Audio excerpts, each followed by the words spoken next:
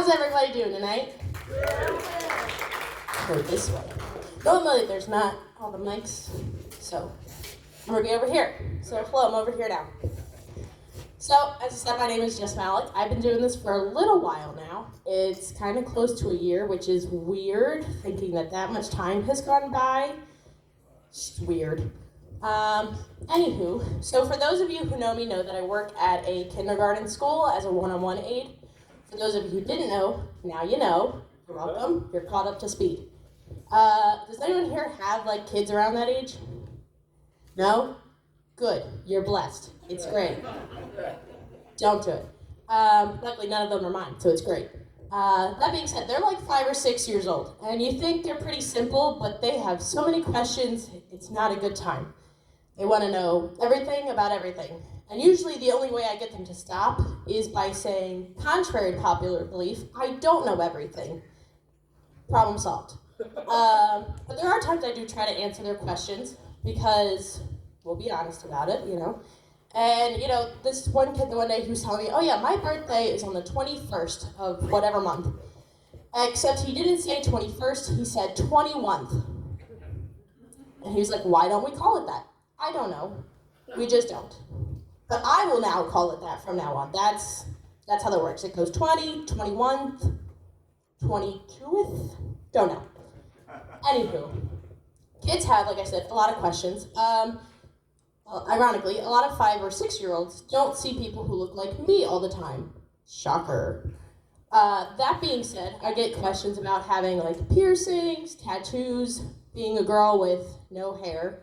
But they're adjusted to it by now. It's fine. It's great. That being said, I have what's called a smiley piercing. I don't know if you guys can see it back there. Yeah. But if any of you are wondering where it's at, that little piece of skin under your lip, that's what's pierced. And who said ouch? It's such a small piece of skin, you don't feel it. You really don't. It's not. It's just for, yeah. Anywho, so I've had kids who are like, what is that? And I just tell them it's like an earring in my mouth. But for adults, don't do it at home. Don't get ideas.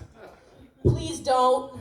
That's the last thing I need is kid comes in, mom's there, and they're like, we need to speak with you because our kid wanted to look like Miss Mallek. No. Don't. That being said, then the next question, of course, because they're 5 is, well, why do you have that, Miss Mallek?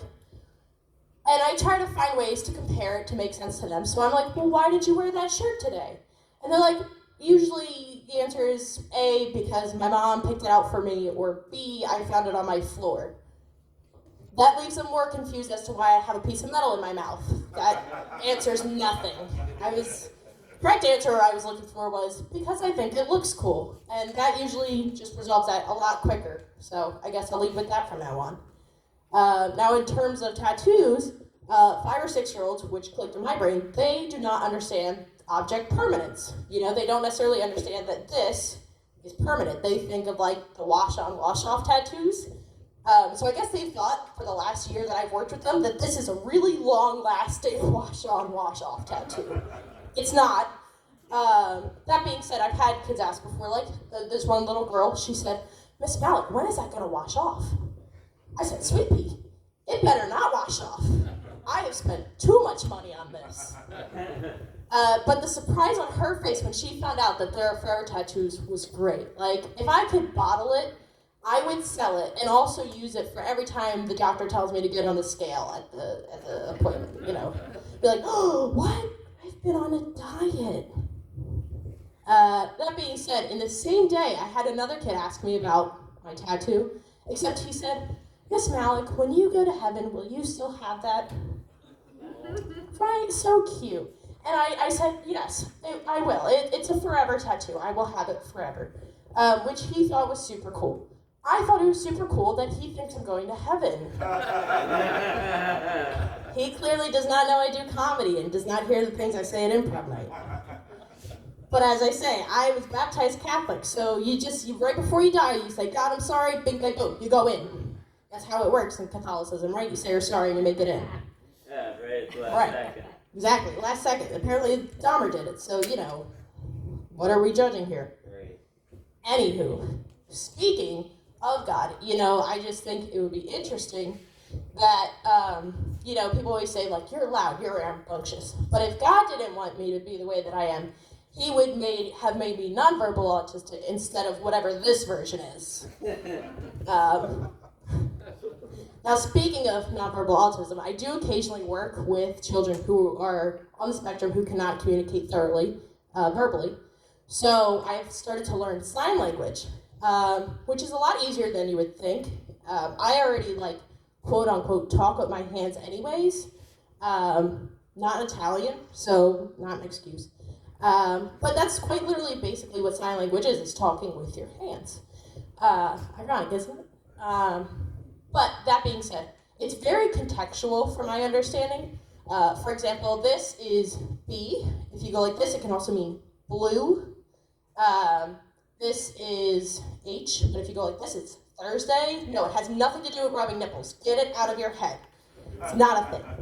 Because, you're like, oh, Thursday. People are like, what are you saying? No, it's not that. It's not that. What is the sign for that? Huh? What is the sign for that? I don't know. I teach 5-year-olds. I don't need to tell them how to rub their nipples. That's bad parent-teacher conference. Not in my job description. That being said, there's different signs for everything. So this also means the letter Y.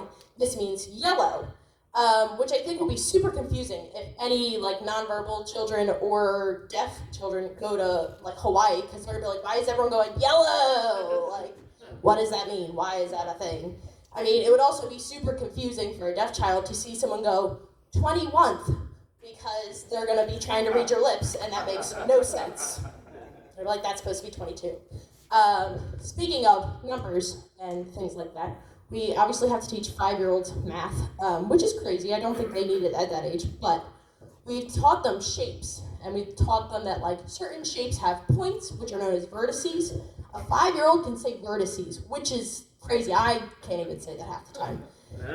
That being said, we also learned that circles, they have curves. They don't have points, which made me realize that similar to a circle, I don't get to a point half the time. So that being said, before I get onto another rant, that is all I got for tonight. So I hope you all enjoyed it. And come out and see Improv Night. Thank you.